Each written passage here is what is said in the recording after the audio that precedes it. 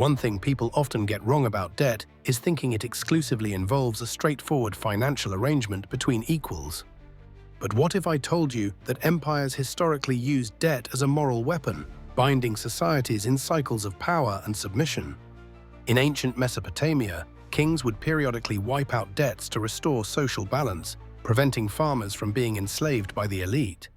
Yet by the time the Roman Empire emerged, debt transformed into a legal moral failing that was weaponized against citizens.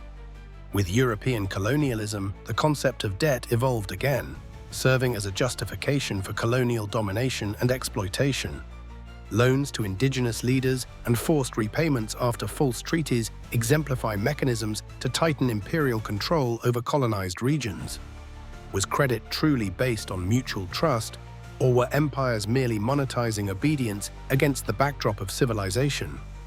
Consider the implications of colonial governments imposing taxes payable only in imperial currencies, ensuring colonized people would be forced to borrow.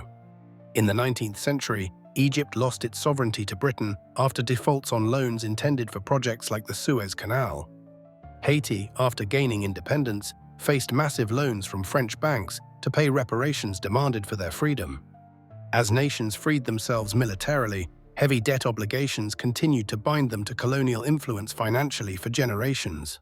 Is debt simply numbers on paper, or does it carry the weight of dominance disguised as a cooperative agreement? Reflect on modern institutions like the IMF and World Bank, prescribing recovery loans to nations rebuilding from colonial impacts. Are these arrangements genuine partnerships, or merely echoes of financial imperialism repackaged within sterile policy language?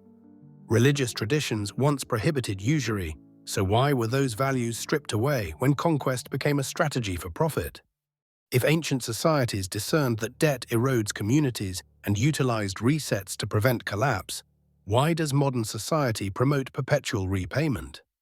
Can justice ever truly exist in a global economy where forgiven debts are infrequently seen while their burdens become inherited? And critically, in whose interest is it persistently presented that debt is merely an economic matter, masking a profound moral tool?